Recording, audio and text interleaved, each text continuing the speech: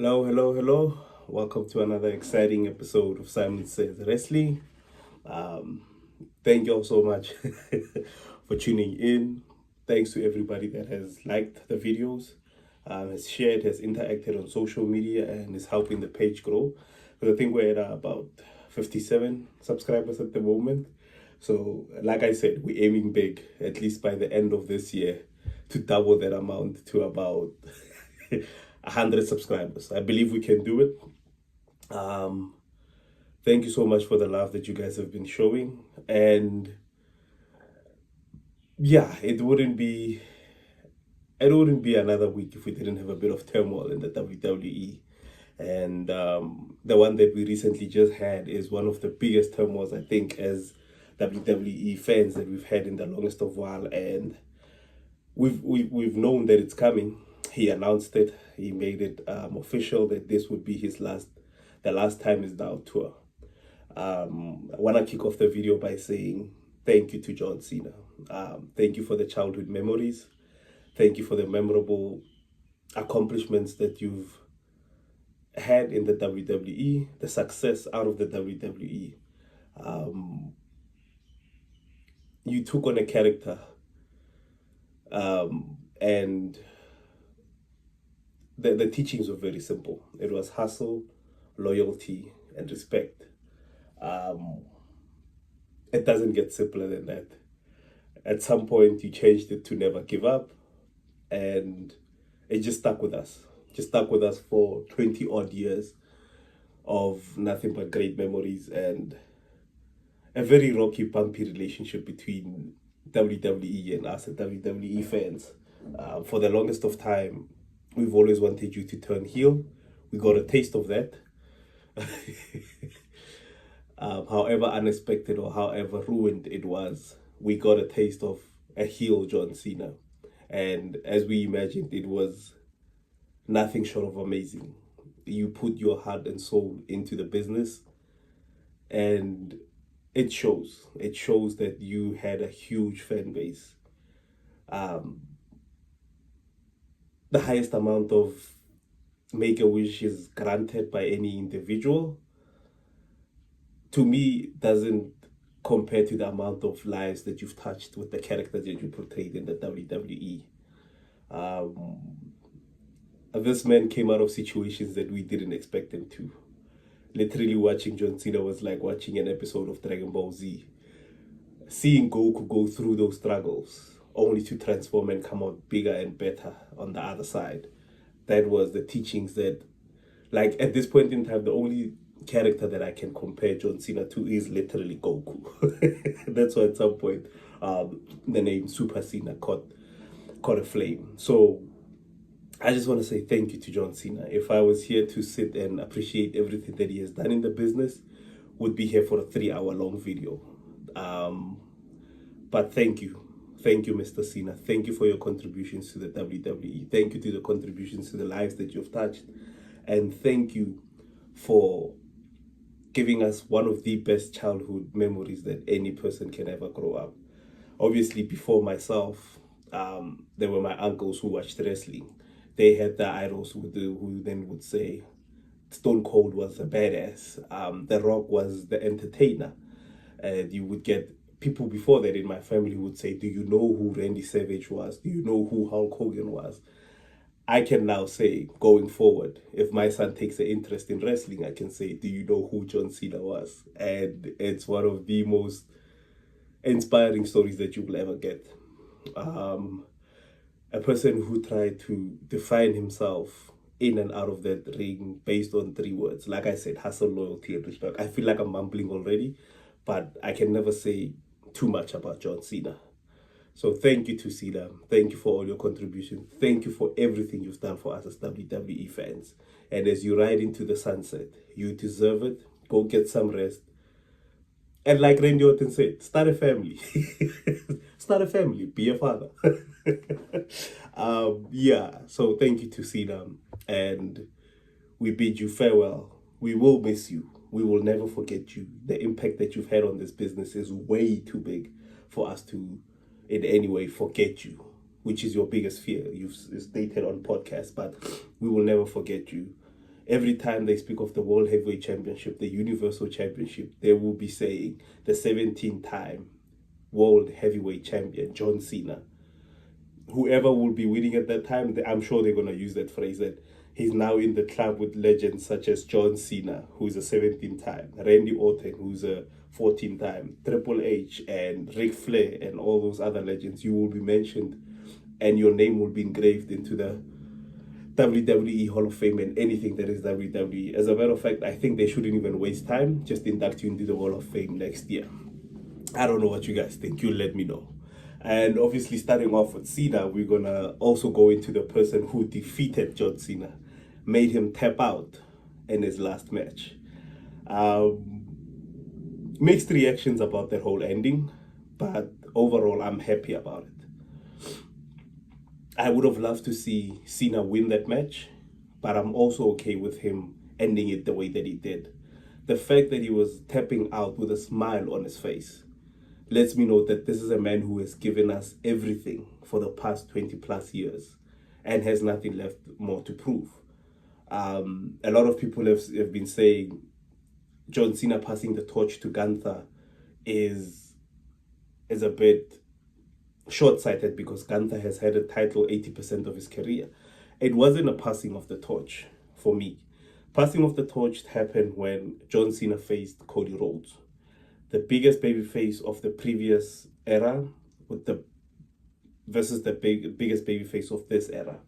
And with Triple H, it seems like we're getting a new era every 2 weeks. But with Cody Rhodes facing off of John Cena, this is basically the biggest babyface of the 2000s versus the biggest babyface of the 2020s and stuff. So with them facing each other, Cody Rhodes winning that match was a passing of that torch to say, all right, the company is now on your back. Here's the title. Run with it. Let's see what you do with it. And if we're being honest, Cody Rhodes hasn't done anything, but obviously that's another topic that we're going to be covering going into this video. I just wanted to start it off with Gunther. Honestly, there was no better opponent for John Cena to have his last match with in the WWE, personally for me.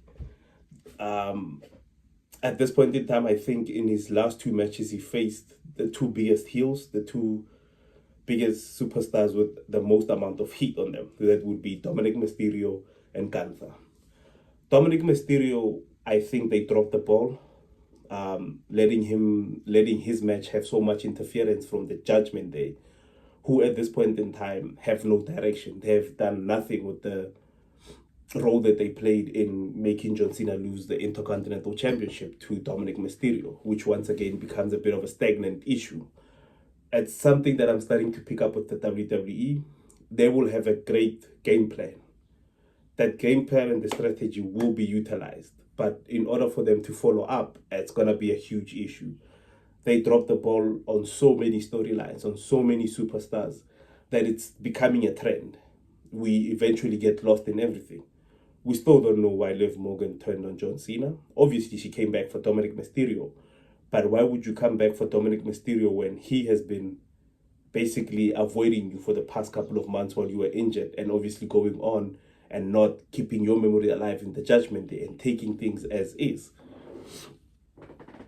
There's been a lot of tension in the Judgment Day. At this point in time, I'm starting to get the feeling that they will never be split apart. Once again, I digress. Gunther has made John Cena tap out. An image that a lot of people aren't used to, myself included. Yes, when he came into the WWE, he might have tapped out to a couple of WWE old heads that are not currently in the business at this point in time. But an image that we are not used to with John Cena tapping out. That is what Gunther did. Gunther was able to take a lot of people's childhood memories and childhood dreams and crush them. What do they do with this momentum that they have on Gunther? He had a lot of heat coming out of the building. He had a lot of heat going into Monday Night Raw and going out of Monday Night Raw. But with Gunther being so red hot at this point in time, what are they going to do with that heat? what's the plan with Gunther? It seems that the direction that they're taking now is obviously with AJ Styles. And AJ Styles has also said he doesn't have a lot of time left in the WWE. And this, for me, starts to give off the impression that Gunther might be our new age legend killer. He's killed off Goldberg. He's killed off John Cena. AJ Styles is next. Brock Lesnar can only be the other fourth opponent that I can think of. This is, I think, where we're putting Gunther. And I think that would be the right direction to give him that driving force to end people's careers, to end our childhood dreams. And for me, it would be a huge monumental pickup for him to actually, if he can retire all four of these names that I just mentioned now, he's already retired two. He's left with two. So if he can retire the AJ Styles and Brock Lesnar, for me, it will be cemented that Gunther is officially a certified badass. For me, I've been saying it before. You can check, like previously when I started uploading videos on YouTube. For me, the perfect wrestler, the perfect heel in 2025, in 2024, in 2023, ever since he's made his debut on the main roster, is Gunther. Mic work, totally insane. With one promo, Gunther can make a match with Pat McAfee mean something. In-ring ability, his slow, methodical pace, the pace that he takes in the ring to get across the point that he's being vicious, he's being malicious, for me, says a lot. And like I said, the look itself, he's tall, intimidating, and he's very well pronounced. These are the makings of one of the best wrestler of any generation. Like I've been saying, you can take Gunther and put him in any era, he will fit in. He'll fit like a glove. I know that slogan has been used a lot loosely nowadays, but if you take Gunther and put him in any era, he will fit in. So for me, I think the path that they have him with, obviously ending Legends' career for now, is a great path. Then he can come back and try and focus on the World Heavyweight Championship. The World Heavyweight Championship, I think at this point in time, is in a healthy place. It's in a healthy, safe place where we're having an upcoming hungry lion going up against CM Punk, who is not so young anymore. And like I said, CM Punk, give him a promo, give him a chance to make a match feel like something, and he will do that. Braun Breaker is obviously, like I've been saying, with the vision, Braun Breaker is the main focus. He's the one that needs to come out of this whole group as a superstar. The other guys that have been added to the group, obviously now it went from the vision to the youngsters, meaning the young ones are ready to strike and they're hungry for the success that's obviously been overdue to them. CM Punk is gonna be facing, I think, Braun Breaker in the first episode of next year, Netflix. He's facing Braun Breaker for the World Heavyweight Championship. Personally, I would love to see the World Heavyweight Championship around Braun Breaker's waist, because obviously he's improved tremendously for the past 2 weeks. He's been giving off promos and he's been giving off performances that are worthy of a World Heavyweight Championship. And to be honest, on the roster at this point in time, he's the only person that has the look of a World Heavyweight Champion. No disrespect to CM Punk, but it's Braun Breaker's time. I think Braun Breaker should win the match with the opening match, unless they have a segment where they bring back Seth Rollins and he costs him that one. But we had a bit of a melee because Seth Rollins is CM Punk's sworn enemy, and he said CM Punk will never have the World Heavyweight Championship. So that's why I'm saying it's not going to work with Seth Rollins interfering. I think at this point in time, Braun Breaker should have the World Heavyweight Championship. I don't know. Let me know what you guys think. Comment down below. Like the video, subscribe, and share the video. The other thing I also wanted to get into is obviously Cody Rhodes. Yeah, we had to get Obafemi to come through and give Cody Rhodes some sort of resemblance of a important match. Obafemi, Braun Breaker, Javon Evans, Trick Williams, Carmelo Hayes, Ricky Stark. These are the future WWE main eventers, And Obafemi for me is number 2 on that list, just behind Braun Breaker. And for him to come from NXT on a PLE to give our Universal Championship a run for his money was a great sight to see. For me, I don't like the way the match ended. I guess we can thank Drew McIntyre for that. But personally, I would have loved to see Obafemi pin Cody Rhodes. Cody Rhodes at this point in time is just stuck in a loophole. It feels like he's stuck in a loophole and he hasn't added any value to the Universal Championship. Obviously, he's the biggest babyface in the company, but he doesn't have any active storyline that makes him a main event attractor, so to say. Drew McIntyre is trying his honest best, I think, to try and make the Universal Championship relevant again, but Cody Rhodes is just, yeah, he needs to revamp. He needs to take, I don't want to say he needs to take some time off. He just needs a story that he can sink his teeth into. And him, if he overcomes this new obstacle, it's not a new obstacle, but it's new path which Drew McIntyre has taken in trying to show that Cody Rhodes doesn't deserve to be where he's at. If he can overcome this, then I don't know what more we have for Cody Rhodes. I think Cody Rhodes needs to go and lose the Universal Championship to Drew McIntyre. Because at this point in time, the only person carrying that feud is Drew McIntyre. Drew McIntyre is literally the only person carrying the story between Cody Rhodes and Drew McIntyre. So for me, he has done nothing with the Universal Championship. And he's basically become a sideman. He's become a sideline man to everything that's going on. And he's just added there to make it feel as if it's an important game. The fact that he had to squeeze himself into the War Games and the whole thing wasn't centered around him. A bit of a hard pill to swallow, the fact that a Universal Championship or a champion actually is just plugged into a match and it's not the main reason why we're having the match. The main reason why we were having that match was CM Punk. So yeah, it just feels weird at a point where Cody Rhodes just needs something to sink his teeth into. He's drowning and it's almost the same place that Roman Reigns is in at now.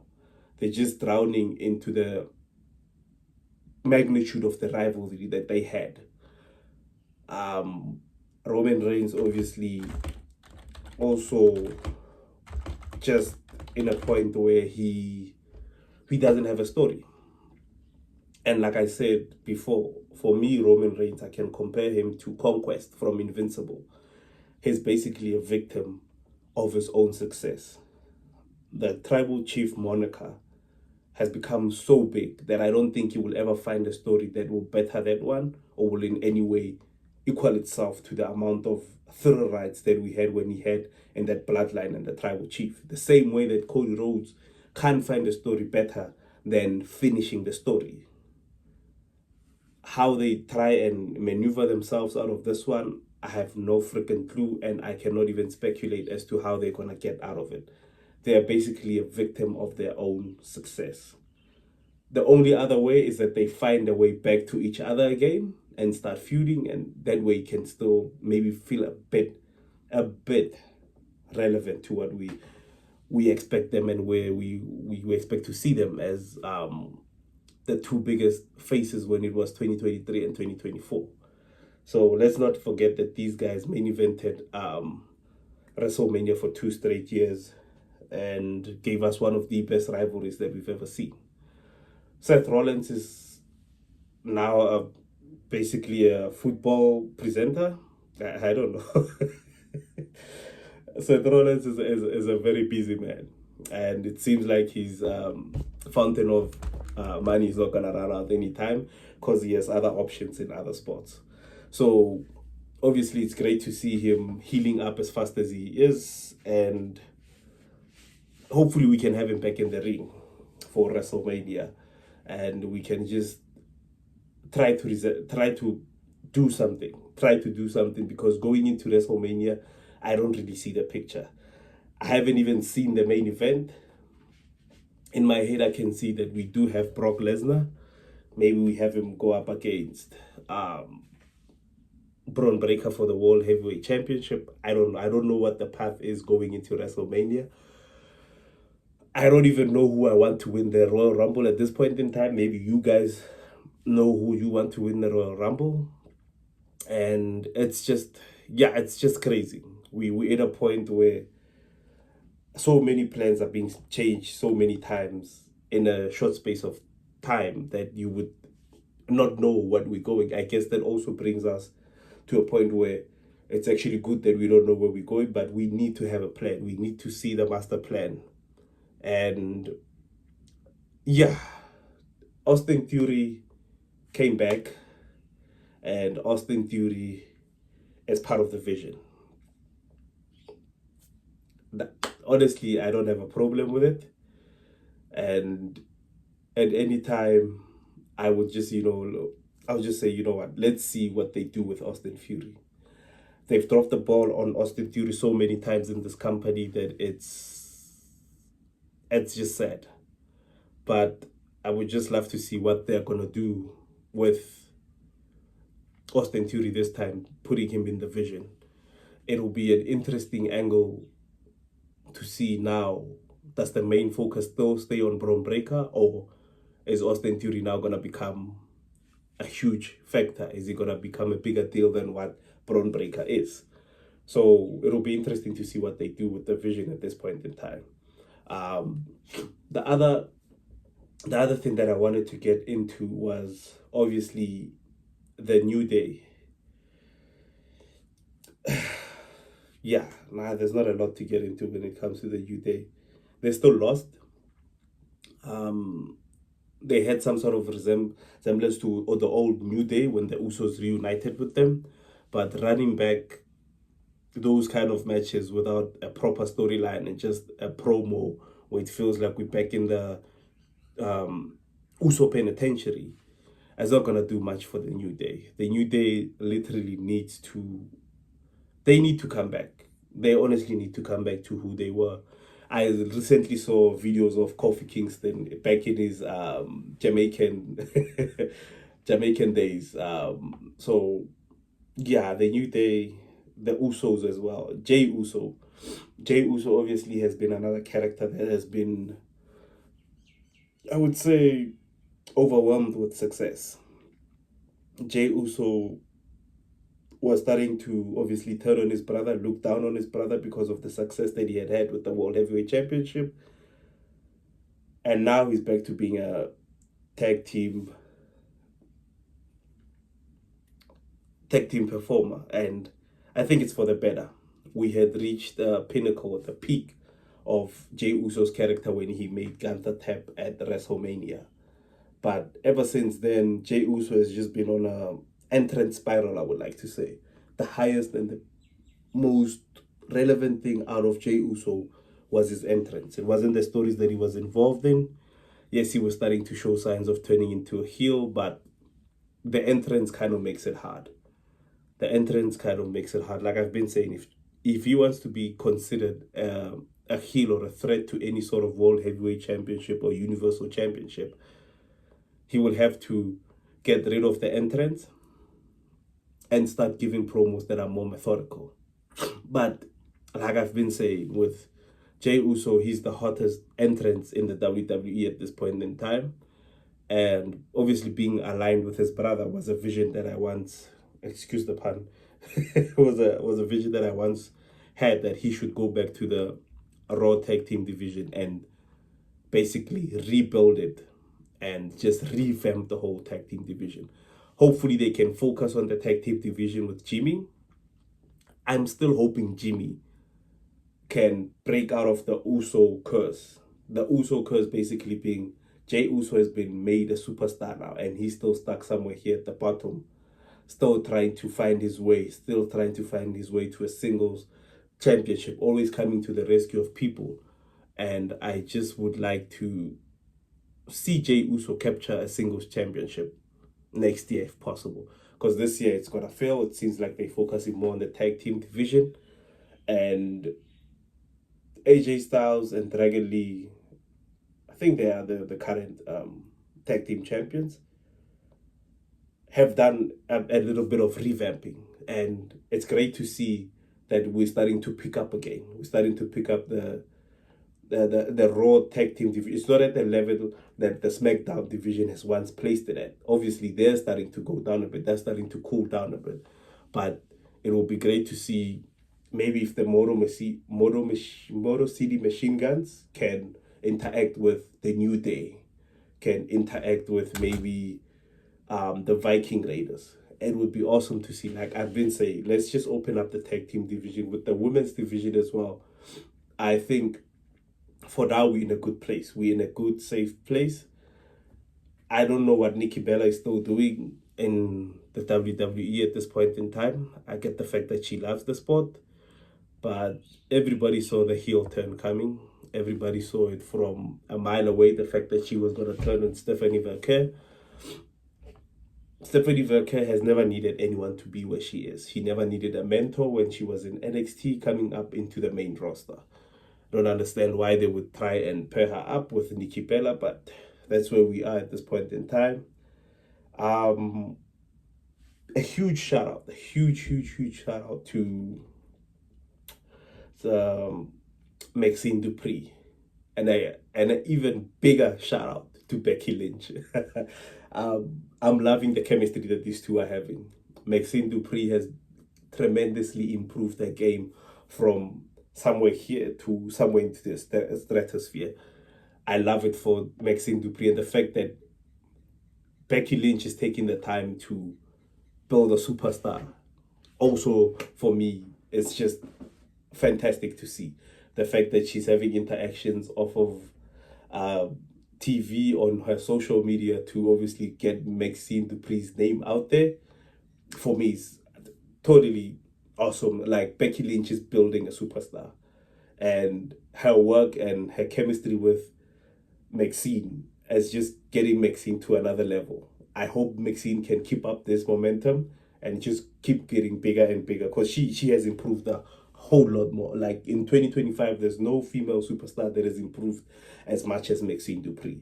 Shout out to the hard work that she's putting out there to come into the ring and entertain all of us. So it's great to see, man. And yeah, Triple H, the less said about Triple H, the better.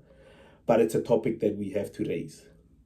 I made a short video this week, posted it online, suggesting the fact that if they could get rid of press conferences with superstars, they should probably get rid of conferences with management getting interviewed.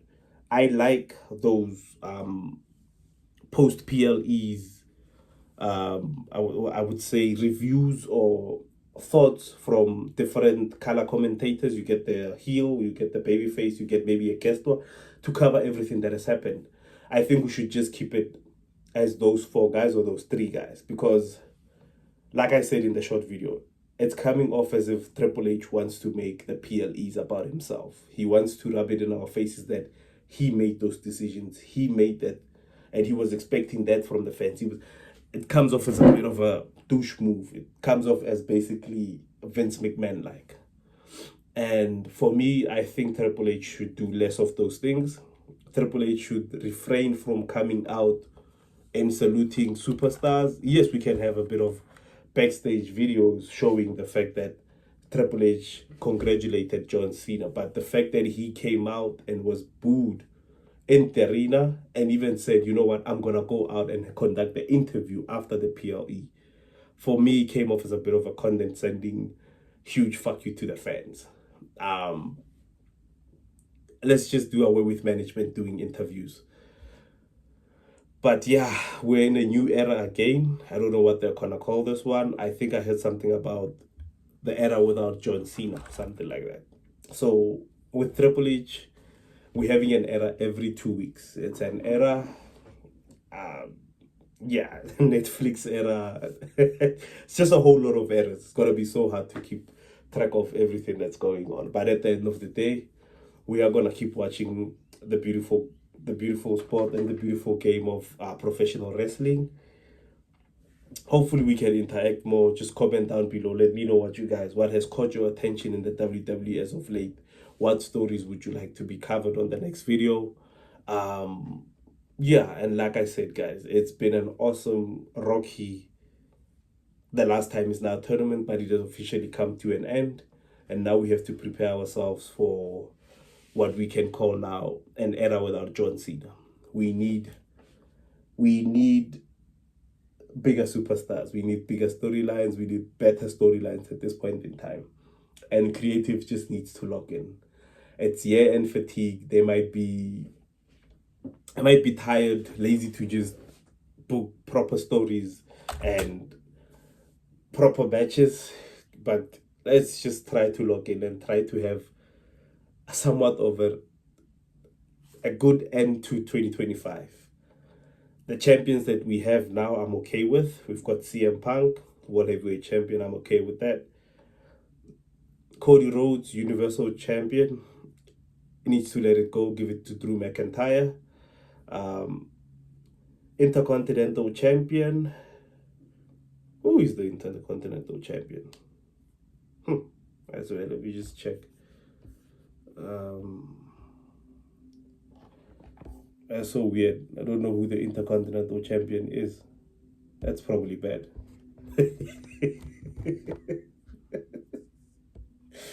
That's probably a bad sign. That's probably a bad sign. WWE Intercontinental Champion. Let's see. It is a beautiful belt, though. It is a beautiful belt. It's just showing me a list. Champion current. Let's see.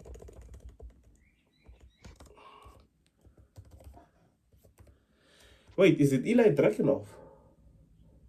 Hey, it's Eli. Is it Eli? Or is he the United States? Wikipedia is just saying John Cena is the... It's Dominic Mysterio. It's Dominic Mysterio. I forgot Dom wanted that. I said it at the beginning of this video, but I don't know why I'd forget that. But yeah, Dominic Mysterio, needs to lose it. Needs to lose it.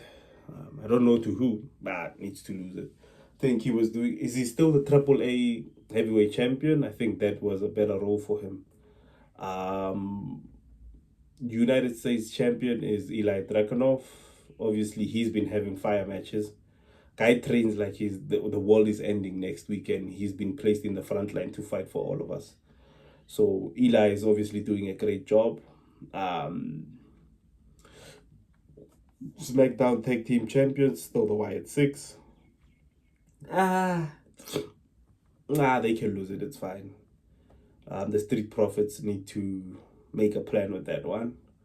Raw Tag Team, I think it's AJ Styles and Dragon Lee. I'm okay with them. They've given us a ray of light in that division. Jade Cargill is crushing it as the SmackDown's Women's Champion. This is what we were expecting from her to begin with, not that whole mushy stuff. But yeah, she's basically turning into what we had envisioned her when she came into the company. Women's Intercontinental Championship, I have no idea who it is. But I think, who is this? The Chelsea Green win back the United States Championship. It's back home. It's back home where it belongs. I will never say no to Chelsea Green having a title and being on TV. Never. I'll always support that woman no matter what. Yeah, and Bailey and Lyra are still in a weird, complicated relationship. So we'll see how all of that pans out. But like I said, if you guys want me to cover any other topics in the WWE, comment down below. Hit the subscribe button. We're on our way to 100 subscribers by the end of this year. We're already on 57. If we can get to 100, that would be the best Happy New Year gift that you can give to Simon over here. Thank you all so much for tuning in. And if you've made it this far to the video, please hit the like button. hit the share button, subscribe. And as always, let's talk wrestling. Peace.